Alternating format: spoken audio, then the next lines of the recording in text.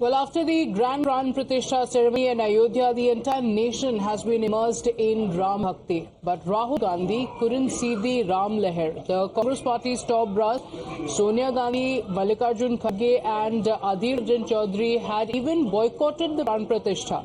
Not just their political rivals, even some of their own leaders criticized the scorn heaped upon Ram by the Grand Old Party.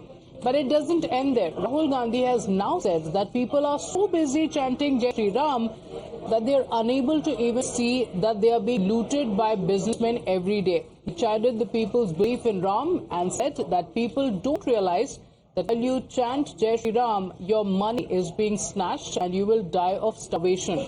While the Prime Minister had declared that Sabke Ram is a true unifier of Bharat, Rahul Gandhi claims that Ram Mandir was made only for billionaires and not for the poor. Listen in. तो क्या कर रहे हो आप लोग? मुझे समझ नहीं आ रहा। आप सो गए हो। आपने बात मान ली। आप हार मान गए। 24 घंटा जय श्री राम, जय श्री राम, जय श्री राम। वो सब ठीक है, मगर आपके जेब से रोज पैसा छीना जा रहा है, निकाला जा रहा है। आप भूखे मर रहे हो। आप मुझे बताओ, राम मंदिर का इनोवेशन हुआ, देखा आपने? उसमें आपने एक गरीब आदमी देखा? एक देखा आपने?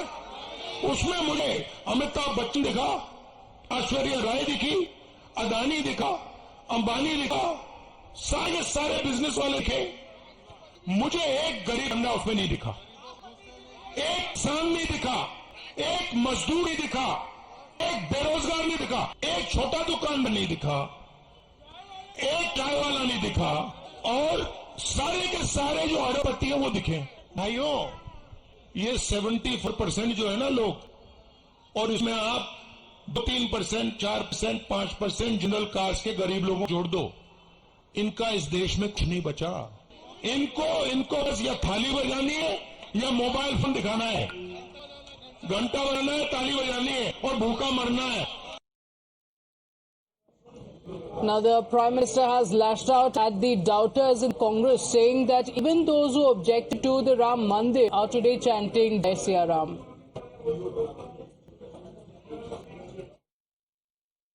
देश की इच्छा थी कि दुनिया में भारत की साख बढ़े,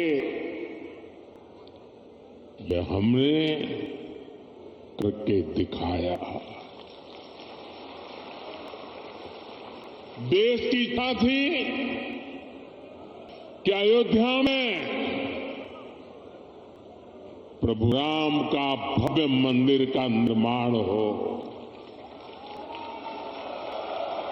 आज पूरा देश भव्य राम मंदिर में विराजे राम लला के दर्शन कर रहा है।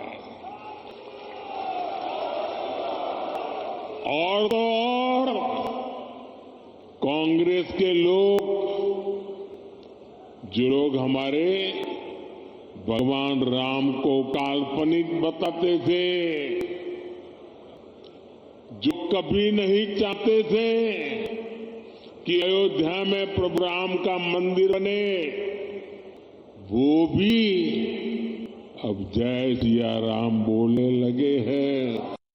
My colleague Vinod is joining us on the broadcast with the details. Vinod, this is perhaps the first time that we're hearing the Prime Minister make a mention of this big attack on the Congress party, as he said that those who didn't want the mandir to be built are today chanting Jai Siya Ram.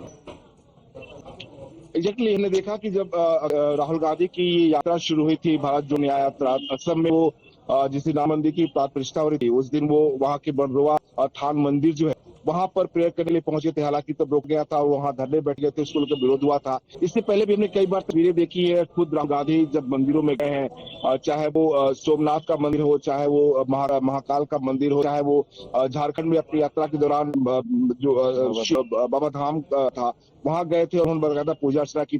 आज वो सवाल जरूर उठा रहे हैं, लेकिन जो बातें कह रहे हैं उस पर विश्व हिंदू परिषद ये कहा है कि जो सवाल उठा रहे हैं कि रामलला की प्राण प्रतिष्ठा में केवल बड़े बिजनेस टाइकून और और फिल्म एक्टर्स दिखाई दिए। वहाँ पे कई सारे ऐसे लोग थे जो SC/ST कम्युनिटी के थे, जिनको इन्वाइट किया गया था। एक महिला ऐसी थी जो रोज 40 रुपए कमाती थी, उसने डोनेशन दिया था राम मंदिर के लिए, उसको भी इन्वाइट किया गया था। ऐसे तमाम लोगों को जो हर समाज के जुड़े हुए थे उनको बकायदा इन्वाइट किया गया था, और तमाम लोग जो है पहुंचे थे। कैमरे भले उन्हें नहीं दिखा पाए हो, लेकिन वो तमाम लोग उस राम मंदिर की प्राण प्रतिष्ठा का हिस्सा थे। तो लिहाजा राहुल गांधी जो सवाल खड़े कर रहे हैं, जिस तरह से मौखरी कर रहे हैं एक तरह से रावतों की, उसको लेकर विश्व हिंदू परिषद की तरफ से ये कहा गया कि रामलला की प्राण प्रतिष्ठा में लोगों को इन्वाइट किया गया था और वो तमाम लोग वहां पहुंचे हुए थे। अब राहुल गांधी जिस तरह की बातें कर रहे हैं, बीजेपी कह रही कि ये चुनावी हिंदू है, जब भी इलेक्शन आता है तभी मंदिरों में दिखाते हैं, जनेऊ दिखाते हैं, और ऐसे की तस्वीरें हमने भी देखी हैं कि राहुल गांधी ऐसे मौकों पर इलेक्शन में अपने यात्रा के दौरान या ऐसे में जब इलेक्शन होता है तो इन तमाम मंदिरों के में जाकर खुद दर्शन करते हैं, पूजा पाठ करते हैं। तो ऐसे में अब सवाल उठाना राम भक्तों को की मुकरी कैसे करना कि आप वहाँ जो राम मंदिर की प्राण प्रतिष्ठा सिर्फ पढ़ने कौन या फिर खड़े हैं, ये कहीं ना कहीं रामतों का एक तरह से अपमान भी है, और इसलिए इसको कर अब सवाल भी उठाए जा रहे हैं। जी, okay, alright Vinod, thank you for joining us with those details. So many were part of the Ram Mandir pran pratishtha event, but Rahul Gandhi claiming it was an event and the mandir is only for the big businessmen. The BJP has now slammed Rahul Gandhi. Listen in. मुझे लगता नहीं राहुल गांधी को जय श्री राम से क्या allergy है, क्या परेशानी है उनको। वो जिस धर्म से आते हैं उस धर्म को चाहे ना, हमें क्या परेशानी है उसमें। वो पहले तो अपना धर्म ही बताएं, अपने धर्म का प्रचार प्रसार करो। श्री राम के बारे में कहने का आपको कोई हक भी नहीं है, क्योंकि आपने तो कहा था राम पैदा ही नहीं हुए, राम रामायण युद्ध ही नहीं हुआ है, उपन्यास है रामायण। आपने कहा था मंदिरों में लड़की छेड़ने के लिए आते हैं, आपको राम से लेना क्या है। लेकिन यहाँ तक विकास की, दलित और पिछड़ों की बात कर रहे हैं आप कहना पड़ रहा है क्यों सो नहीं रहे, जाग रहे। उन संदेह ये रायबरेली के साथ सरासर धोखा है। आज उनको फिरोज खान की याद आई है, जब रायबरेली से मान चुकी हैं कि अब हमारा कोई पुरहाल रायबरेली में नहीं है, तब फिरोज गांधी का नाम ले रही हैं। मुझे दुख होता है कि 10 वर्षों से सोनिया गांधी रायबरेली का वोट लेकर के कभी रायबरेली देखने नहीं आई। पप्पू पास हो जाए इसके लिए पदयात्रा में भी शामिल होती हैं, भारत जोड़ो यात्रा में भी शामिल होती हैं। मैं कहूं, अगर ये कहती हैं कि मन और प्राण रायबरेली में रहेंगे, तो फिर ये राजस्थान के साथ धोखा है। So Rahul Gandhi's yatra has entered Uttar Pradesh today. Rahul Gandhi will be visiting Prime Minister Modi's parliamentary constituency and will offer prayers at the Kashi Vishwanath temple. But not just the BJP, Acharya Jitendra and Saraswati also question the motive behind Rahul Gandhi's visit to the constituency. इनका इतिहास ही अतिरंजित और दुष्ट है। इनके का अध्यक्ष थे सीताराम पट्टाभिरमैया, जिन्होंने एक पुस्तक लिखी, आत्मकथा, ब्रिटेन के संग्रहालय में है, the feathers and stone. The feathers and stone के अंदर ज्ञानवापी को औरंगजेब ने तोड़ा, तो क्यों तोड़ा उसको जस्टिफाई करने का प्रयास किया गया। और राहुल गांधी तो खुद कहते रहे हैं कि मंदिर तो लड़कियां छेड़ने वाले जाते हैं। ये तो राहुल गांधी को बताना पड़ेगा ना कि वो किस श्रेणी में आते हैं कि जो काशी विश्वनाथ जा रहे हैं, क्योंकि ये हमारे नहीं, ये उन्हीं के बयान है। दूसरे में विश्वनाथ मंदिर के प्रशासन से आपके माध्यम से एक आग्रह जरूर करूंगा कि ये धर्मियों के लिए एक रजिस्टर होता है।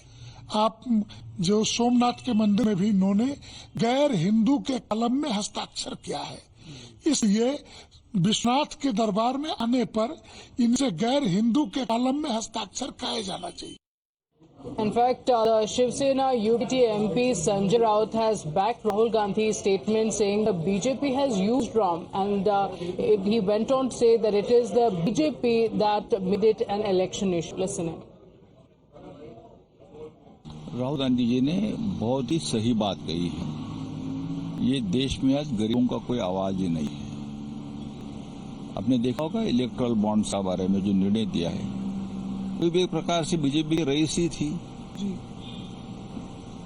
ये बात सही है कि जय श्री राम का नारा देकर देश को लूटने का काम चल रहा है, और ये भी सही है जय श्री राम जी को, जो सत्यवष्ट श्री राम है, उनको बीजेपी ने अपने स्वार्थ के लिए, फायदे के लिए एक भ्रष्टाचार का प्रतीक बनाने की कोशिश चल रही है कि राम के नाम पर चंदा, राम के नाम पर पैसा, राम के नाम पर सत्ता, भ्रष्टाचार है।